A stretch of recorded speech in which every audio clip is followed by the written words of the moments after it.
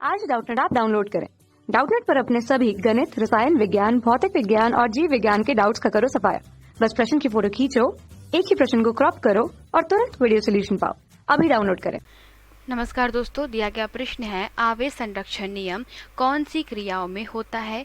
तो आवेश संरक्षण का नियम जो होता है वो क्या कहलाता है कि किसी भी प्राकृतिक निकाय में न ही आवेश को उत्पन्न किया जा सकता है और ना ही आवेश को क्या कर सकता है, नष्ट किया जा सकता है। जो सदैव कुल आवेश होता है किसी भी निकाय का, वो कैसा होता है, संरक्षित होता है। तो आवेश का संरक्षण नियम कौन सी क्रियाओं में आप देख सकते हैं। तो पहली क्रिया होती है दोस्तों घर्षण, जहाँ पे घर्षण से क्या किया जाता है, वस्तुओं को आवेशित किया जाता है।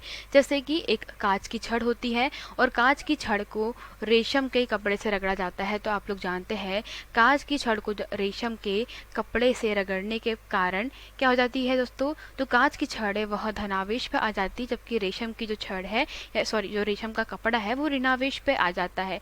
इस प्रकार से हम लोग कह सकते हैं कि आवेश क्या हुआ दोस्तों, स्थानांतरित हुआ। कांच की छड़ में जो धनावेश की मात्रा होती है वह रेशम के कपड़े पर उपस्थित ऋणावेश की मात्रा के कैसी होती है, ठीक बराबर। अर्थात अगर प्लस क्यू कांच की छड़ पर उपस्थित धनावेश है तो रेशम के कपड़े पर जितना ऋणावेश है दोस्तों, दोनों की ही जो मात्रा होती है वो कैसी होती है, बराबर होती है। तो यहाँ पर अगर दोनों ही आवेशों का कुल योग किया जाए तो वो किसके बराबर हो जाएगा, शून्य के बराबर हो जाएगा। तो हम लोग यह जानते हैं कि अगर आप घर्षण नहीं करते रेशम के कपड़े और कहाँ पे दोस्तों, कांच की छड़ में, तो भी हमारा जो कुल आवेश क्या था, निकाय का शून्य था। तो हम लोग कह सकते हैं ना ही इसे आवेश को आप उत्पन्न कर सकते हैं ना ही नष्ट। दूसरी जो क्रिया है युग्म उत्पादन की क्रिया, ठीक है। तो युग्म उत्पादन की क्रिया कैसी होती है, जब भी किसी परमाणु के नाभिक पे क्या की जाती है, उच्च ऊर्जा युक्त गामा किरण डाली जाती है, तो नाभिक से क्या होता है, एक इलेक्ट्रॉन एक प्रोटॉन उत्पन्न होता है। इसको आप कैसे समझेंगे कि दोस्तों एक गामा किरण के कारण क्या होता है, वहां पर एक इलेक्ट्रॉन तथा उसी के बराबर मात्रा में उपस्थित दोस्तों क्या होता है, पॉजिट्रॉन उत्पन्न होता है, जिसका द्रव्यमान जो होता है कैसा, एक इलेक्ट्रॉन के बराबर ही होता है परंतु विपरीत प्रकार का होता है, ठीक है। तो हम लोग कह सकते हैं दोस्तों कि इन दोनों को जब आवेशों का आप बीजीय योग करेंगे, ठीक है, तो इन पे जो उपस्थित हमारा टोटल आवेश रहेगा वो कैसा रहेगा, शून्य रहेगा।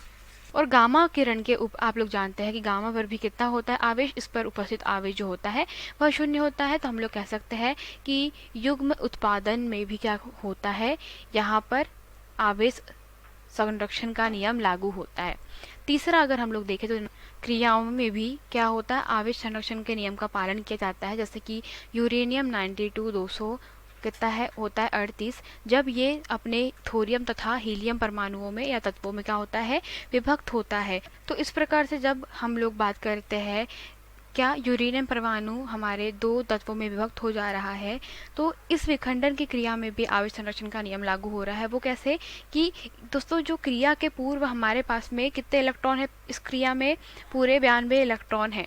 क्रिया के बाद भी कितने इलेक्ट्रॉन बच रहे टोटल, देखिए अगर आप यहाँ पे कितने हमारे पास में इलेक्ट्रॉन, 90 इलेक्ट्रॉन है, और यहाँ पे कितना इलेक्ट्रॉन है, यहाँ पर 2 इलेक्ट्रॉन है। तो आप इन दोनों इलेक्ट्रॉनों को अगर जोड़ दे तो ये कितना जाएगी, 92। मतलब पहले भी क्रिया के पूर्व भी कितने इलेक्ट्रॉन थे, 92 इलेक्ट्रॉन थे। इसके विखंडन के बाद भी कितने इलेक्ट्रॉन बचे, 92 इलेक्ट्रॉन बचे। तो हम लोग कह सकते हैं कि कुल जो आवेश है वो तो कैसा है, संरक्षित है। मतलब आवेश को अब ना ही नष्ट किया जा सकता है ना ही बनाया जा सकता है।